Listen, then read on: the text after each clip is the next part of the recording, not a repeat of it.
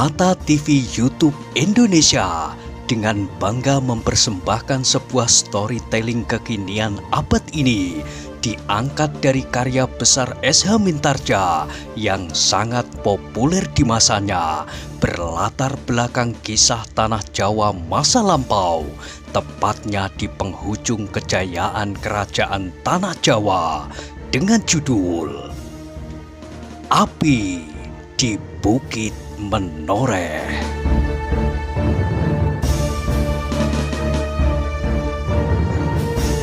Pada kesempatan yang sangat baik ini, kita masuk pada episode yang ke-152. Selamat menikmati.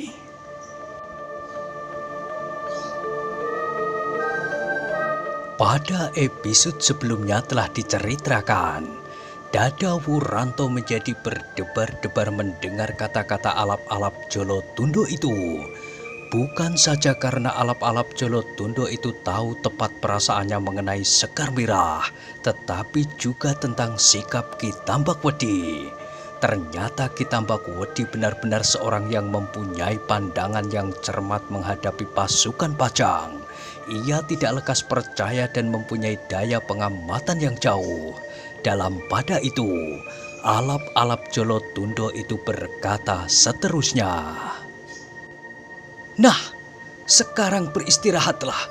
Jangan mencoba mengkhianati aku dengan segala macam fitnah yang dapat kau sampaikan kepada si Danti, supaya kau selamat di padepokan ini. Jangan kau sangka bahwa si Danti mempercayaimu sepenuhnya, apalagi Ki Tambakwedi. Hari ini Ki Tambakwedi akan ke Jati Anom, sedang kau harus tinggal di padepokan ini sampai besok. Ki Tambakwedi akan berbuat menurut pertimbangannya, baik atas orang-orang Pajang di Jati Anom maupun terhadapmu." Dada Wuranto menjadi semakin berdebar-debar. Terasa sikap Ki Tambakwedi itu berbahaya baginya. Dalam keadaan yang demikian, maka Wuranto itu pun teringatlah kepada Ki Tanumetir. Menghadapi Ki Tambakwedi, Ki Tanumetir mendapat sikap yang seimbang. Karena itu, maka keadaannya akan banyak tergantung pada permainan antara kedua orang tua itu.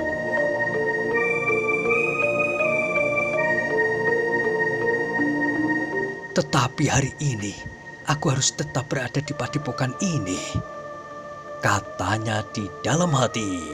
Tetapi Wuranto itu terkejut ketika ia mendengar alap-alap Jolo Tundo berkata, "Beristirahatlah. Tidak hanya hari ini, tetapi kau dapat beristirahat sampai besok, sampai Ki Tambakwedi menentukan sikap. Aku mengucapkan terima kasih bahwa kau telah membantuku apabila katamu benar, bahwa kau telah menyampaikan pesan itu kepada Sekar Mirah." Wuranto tidak segera menjawab. Ia masih dikuasai oleh kegelisahannya, dan ia mendengar alap-alap Jolo Tundo itu berkata, "Aku akan pergi. Maaf bahwa aku tidak dapat berbuat sesuatu untuk mengusir prajurit-prajurit yang kini ditempatkan di sekitar rumah ini. Itu bukan atas kehendakku, bukan pula kehendak si Danti. Si Danti hanya bercerita tentang kau, bagaimana kau diketemukan, dan bagaimana kau mendapat kepercayaan daripadanya. Ki Tambakwedi ternyata mempunyai sikap tersendiri kepadamu. Kau harus tetap tinggal di sini sampai jatuh keputusan lain dari orang tua itu." Wuranto mengangguk-anggukkan kepalanya. Ia berusaha untuk menguasai dirinya dengan baik. Perlahan-lahan ia bergumam, "Baik, aku akan tetap tinggal di sini menunggu keputusan itu. Mudah-mudahan Ki Tambakwedi berhasil melihat keadaan sesungguhnya di Jati Anom, sehingga kecurigaan yang ada itu segera hilang." Wuranto menjadi curiga ketika ia melihat alap-alap Jolo Tundo tersenyum. Senyum itu terlampau aneh baginya, tetapi ia tidak berbicara lagi. Dibiarkannya alap-alap Jolo Tundo itu meninggalkannya. Ia merasa bahwa alap-alap itu pun sudah tidak memerlukannya lagi. Ketika ia mengantarkannya sampai ke muka pintu, maka dilihatnya beberapa orang prajurit berjalan hilir mudik di luar regol halaman. Wuranto pun segera menyadari keadaannya. orang-orang yang berjaga-jaga itu pasti mendapat perintah untuk mengawasinya. Terasa juga bahwa dadanya menjadi berdebar-debar. Gumamnya di dalam hati. Pekerjaan ini memang penuh dengan bermacam-macam bahaya. Tetapi semisal seseorang yang menyeberangi sungai, Wuranto telah berada di tengah-tengah. Maju atau mundur ia sudah terlanjur menjadi basah. Maka harapannya kemudian adalah mudah-mudahan Ki Tanu Metir dapat mengimbangi permainan Ki Tambak Wedi, sehingga nyawanya tidak segera berada di ujung tali gantungan. Wuranto masih melihat orang tua yang menghuni rumah itu bekerja dengan tekun di halamannya, tanpa memperhatikan keadaan di sekelilingnya. Seakan-akan kerja yang dilakukan itu adalah pusat dari segenap hidupnya, dan orang tua itu sendiri telah menjadi budak daripadanya. Sayang, desisnya di dalam hati. Seandainya orang tua itu mendengar kata-kata alap-alap Jolotundo, maka si Danti pun mungkin akan mendengar laporannya. Ternyata ia masih saja sibuk dengan kerjanya. Perlahan-lahan, Wuranto melangkah ke halaman. Ia merasa bahwa beberapa pasang mata sedang mengamatinya, tetapi Wuranto pura-pura tidak mengetahuinya.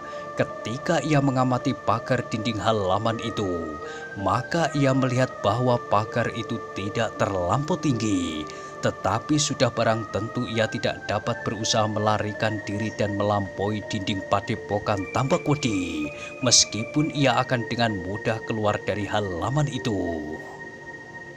Apakah Angger sudah cukup beristirahat? Terdengar orang tua yang sedang bekerja di halamannya itu bertanya. Sudah, Kek, sahut Wuranto. Sudah terlampau cukup. Apakah Angger akan berjalan-jalan lagi untuk menikmati siang yang cerah ini? Di halaman ini pun aku dapat menikmatinya. Orang tua itu berhenti bekerja. Dipandanginya wajah Wuranto sambil berkata, "Kenapa di halaman ini? Apakah Angger tidak dapat menikmati pagi di halaman ini pula?" Wuranto tersenyum. Katanya, "Teruskan kerjamu, Kek. Aku tidak akan mengganggu dengan bermacam-macam percakapan yang tidak akan berarti apa-apa buat kakek." Kakek itu pun tersenyum pula dan diteruskannya bekerja. Sejenak kemudian ia berhenti pula sambil memandangi berkeliling. Ia melihat pula kehadiran dan kepergian alap-alap Jolotundo. Kemudian beberapa orang laskar di sekitar halamannya. Perlahan-lahan ia berkata kepada Wuranto yang berdiri dekat padanya, "Kalau aku tidak bekerja keras dan penghasilanku tidak memenuhi ketentuan yang diberikan oleh pimpinan padepokan, maka aku bukanlah penghuni padepokan yang baik. Aku akan dapat bermacam-macam peringatan, dan bahkan apabila hal tersebut berjalan beberapa kali, aku akan dapat menerima hukuman denda atas hasil dari seluruh halaman, kebun, sawah, dan ladangku yang tidak seberapa luas. Dengan demikian, maka makan kami sekeluarga akan menjadi sangat berkurang."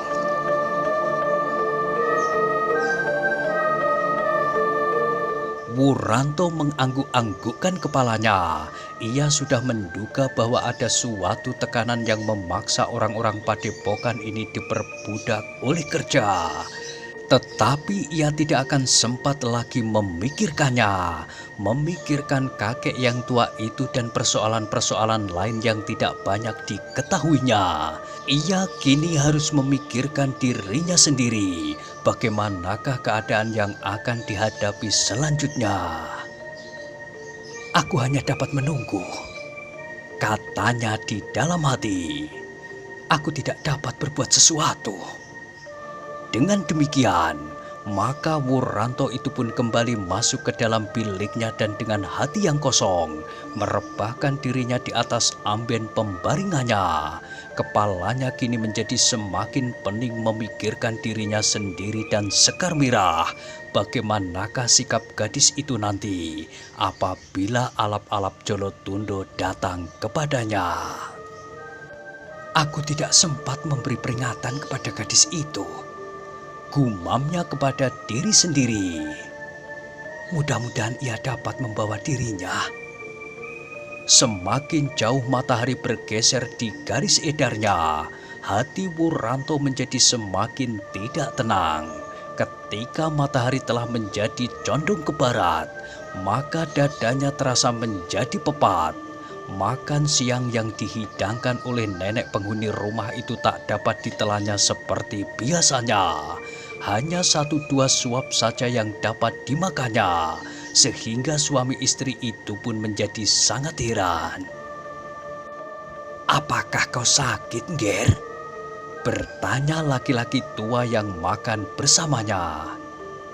"Tidak, Kek," sahut Wuranto. "Angger makan terlampau sedikit."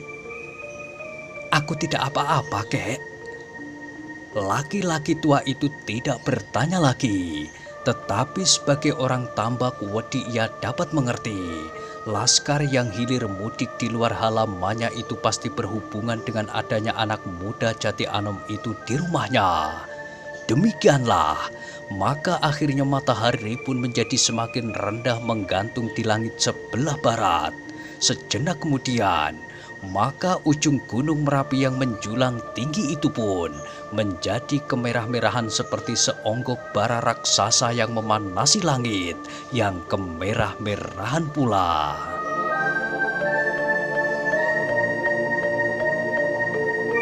Ketika terdengar suara burung yang ribut berebut sarang, maka hati Wuranto pun menjadi semakin kisruh. Kisruh tentang dirinya sendiri dan tentang nasib Sekar Mirah, adik Swandaru yang selalu dihantui oleh kegelisahan. Tetapi Wuranto tidak dapat berbuat apapun. Ketika perlahan-lahan malam turun menyelimuti lereng Gunung Merapi, semakin lama semakin samar dan semakin gelap. Lampu-lampu minyak pun segera dinyalakan berkerdipan, seperti mata anak-anak yang cemas ketakutan. Apabila angin yang silir menyentuhnya, maka lampu-lampu itu pun seakan-akan terpejam untuk sesaat. Hati Wuranto pun menjadi semakin tidak tenang. Ia tidak dapat mengetahui apakah yang sudah terjadi di luar pagar batu halaman rumah itu. Ia tidak tahu apakah yang sedang dilakukan oleh Ki Tambak Wedi kini. Apakah orang tua itu sedang berada di Jati Anom? Apakah ia sedang merencanakan untuk memancungnya?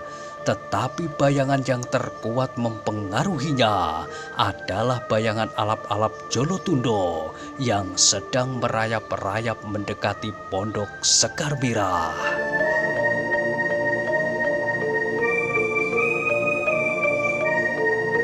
Dengan demikian maka hati Wuranto menjadi semakin cemas. Kalau alap-alap Jolotundo itu berhasil dan Ki Tambak Wedi mengetahui peranan yang sedang dilakukannya, maka semua usahanya itu akan sia-sia. Ia tidak berhasil memberikan bantuan apa-apa kepada Agung Sedayu, Swandaru dan Ki Tanumetir, apalagi kepada pasukan Pajang.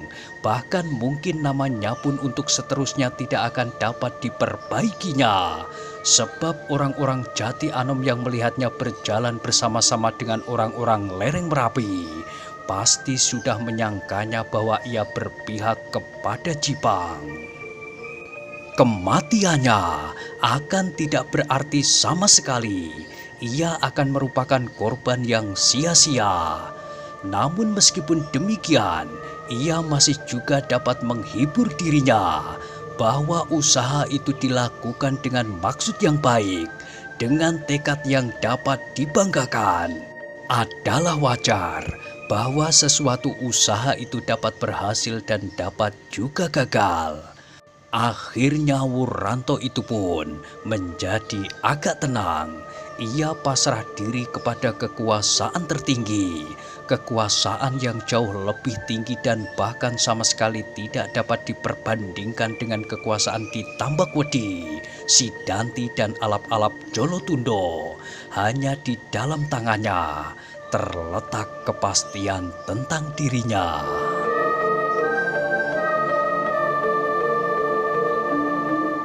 Meskipun demikian, Wuranto sama sekali tidak dapat memejamkan matanya.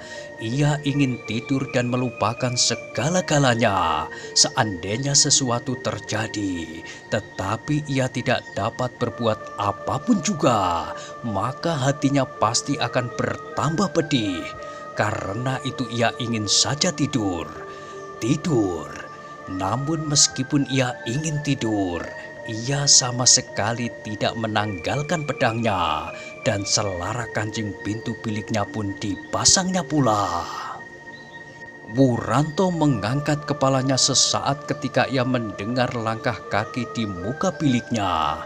Ia berdesah di dalam hati ketika kemudian ia mendengar suara batuk-batuk kakek tua penghuni rumah itu.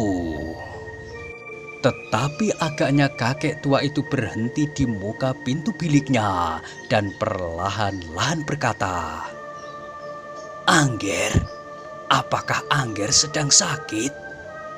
"Oh, tidak, Kek," jawab Wuranto sambil berbaring. "Apakah Angger tidak makan lebih dahulu? Bukankah ini masih terlampau sore untuk pergi tidur, Nger?" "Aku terlampau lelah, Kek. 2 malam aku hampir tidak tidur sama sekali. Sekarang aku ingin tidur sepuas-puasnya." "Tetapi makanlah dahulu." "Terima kasih, Kek." Wuranto mendengar orang tua itu berdesah, lalu terdengar langkahnya menjauh. Wuranto memang tidak mempunyai nafsu sama sekali untuk makan. Perutnya sama sekali tidak terasa lapar meskipun siang tadi ia pun hanya makan terlalu sedikit. Rumah itu pun kemudian menjadi sunyi. Sekali-sekali terdengar suara batuk-batuk kakek tua penghuni rumah itu. Tetapi sebentar kemudian sunyi kembali. Wuranto terkejut ketika ia mendengar suara cicak dekat sekali di atas kepalanya. Sehingga ia mengumpat di dalam hatinya. Sementara itu, malam pun menjadi semakin malam. Di kejauhan terdengar suara burung hantu seperti suara jejaka yang sedang mengeluh meratapi nasibnya yang malang.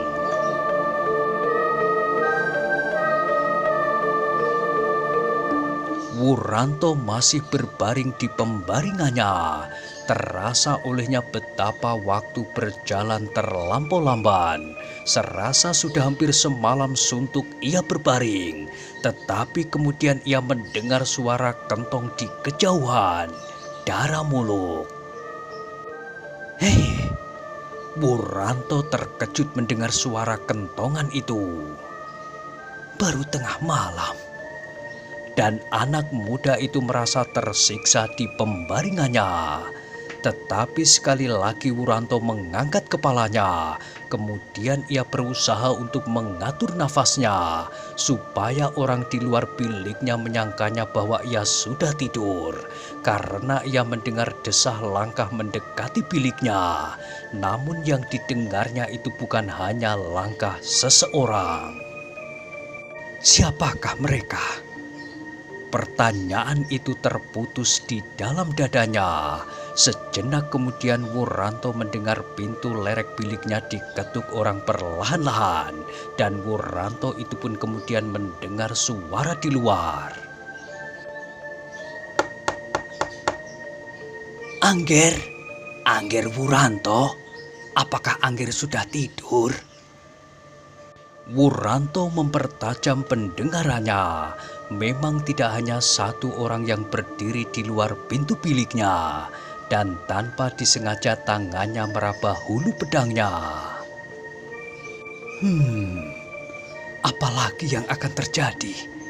Apakah Ki Tambakwedi sudah mendapat kesimpulan tentang diriku?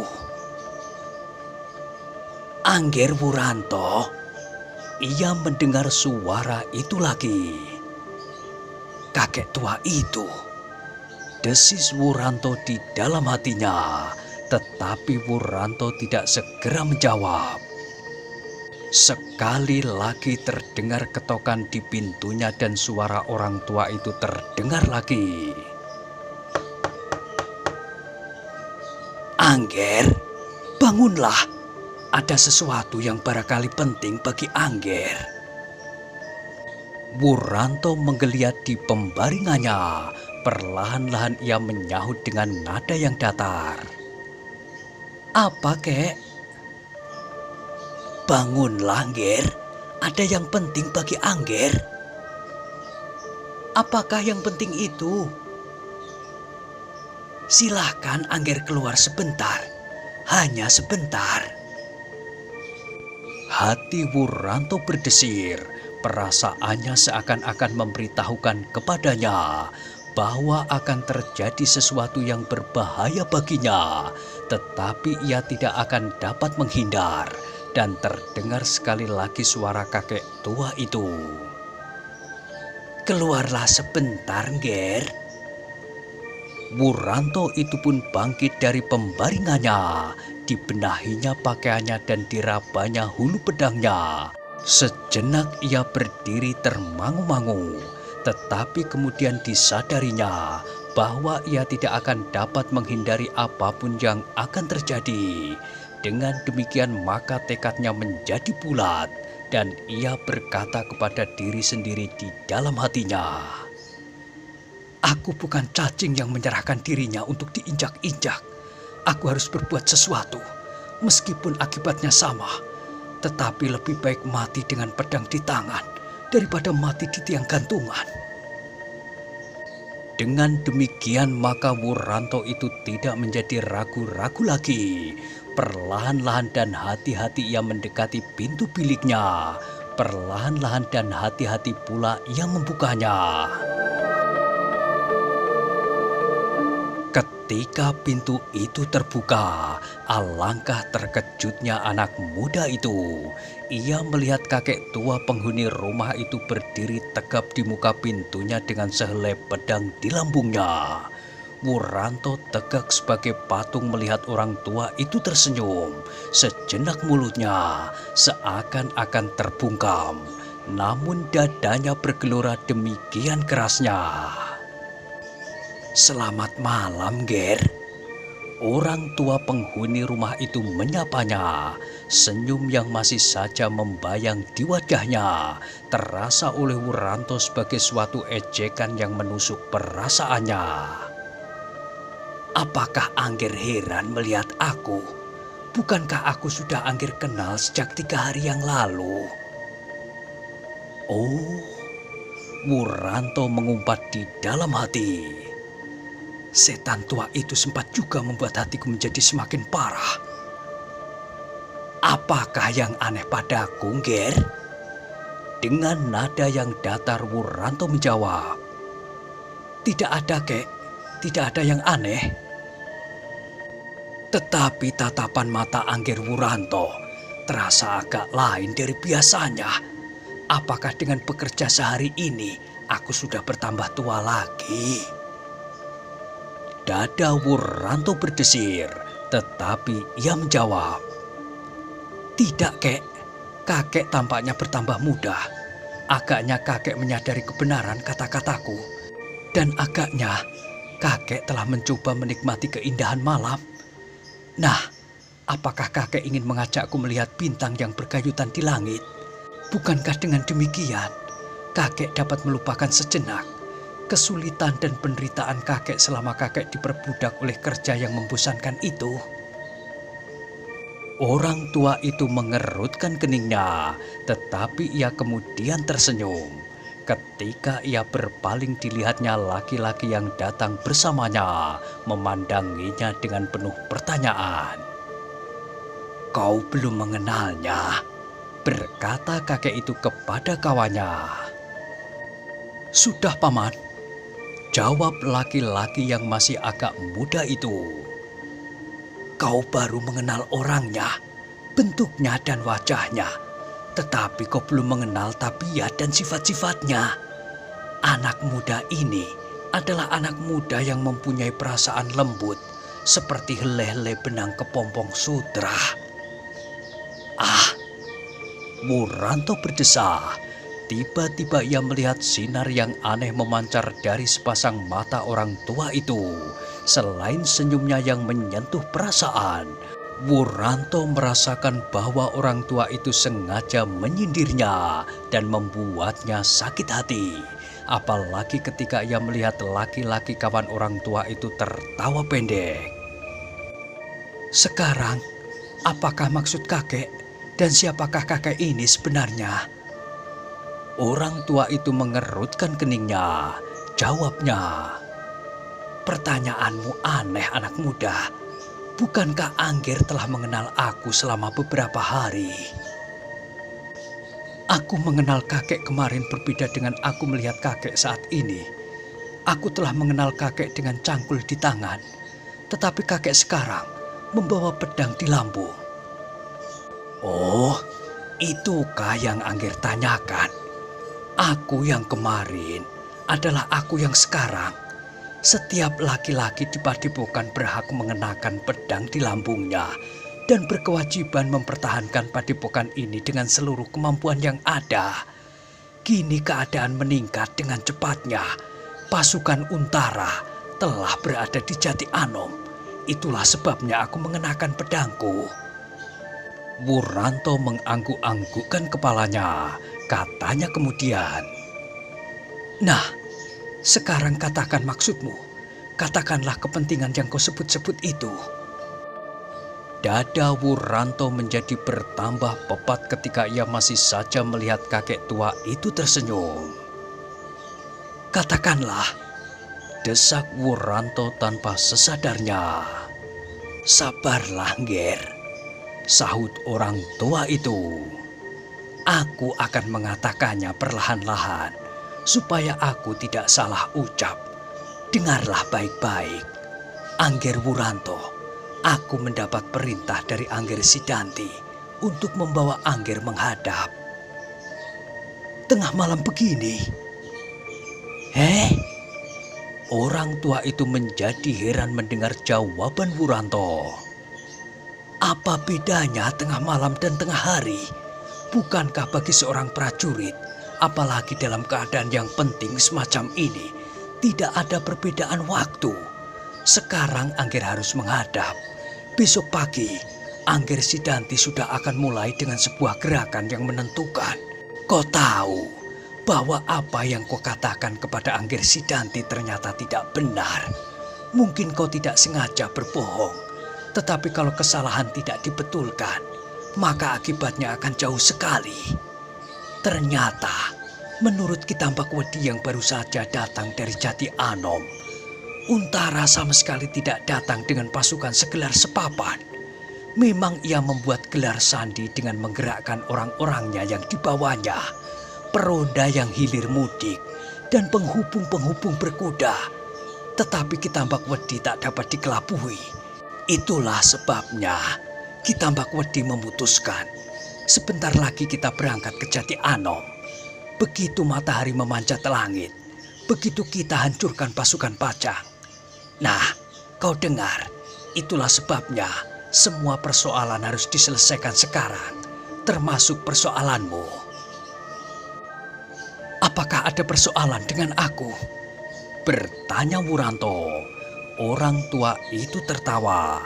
Ketika ia berpaling, maka laki-laki yang berdiri di sampingnya itu pun tertawa pula. Aku tidak tahu pasti, Nger, apakah persoalanmu itu. Tetapi yang aku tangkap, ternyata Kitambak Wedi mencurigaimu. Apalagi ketika Kitambak Wedi itu mendengar percakapan di dalam rumahmu. Percakapan yang mencurigakan. Bukankah di dalam rumahmu itu bersembunyi anak-anak muda yang bernama Swandaru dan Agung Sedayu? Apakah dengan demikian tidak sewajarnya bahwa Kitambak Wedi menjadi curiga? Bukankah dengan demikian dapat timbul dugaan bahwa kedua anak muda itu merupakan penghubung antara Angger Wuranto dan Untara tanpa mencurigakan? Tetapi aku tidak banyak mengetahui, Nger. Aku adalah orang kecil. Tugasku sekarang membawa Angger menghadap Angger Sidanti. Marilah.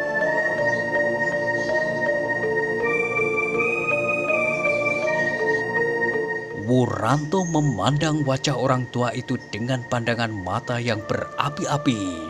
Kini jelas baginya bahwa nyawanya telah berada di ujung nenggala Sidanti yang mengerikan itu.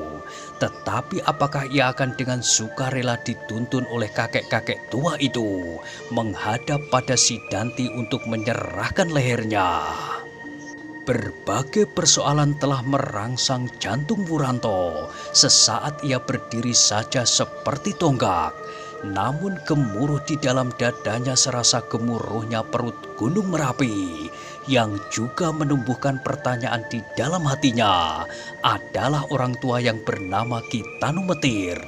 Kalau Ki Tambak Wedi mendengar suara Agung Sedayu dan Swandaru di dalam rumahnya, lalu apakah Ki Tambak Wedi tidak mengetahui bahwa Ki Tanumetir ada di dalamnya pula?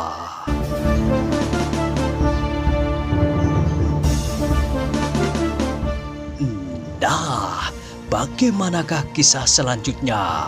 Silahkan ikuti terus kisah Api di Bukit Menoreh pada episode berikutnya. Sampai jumpa.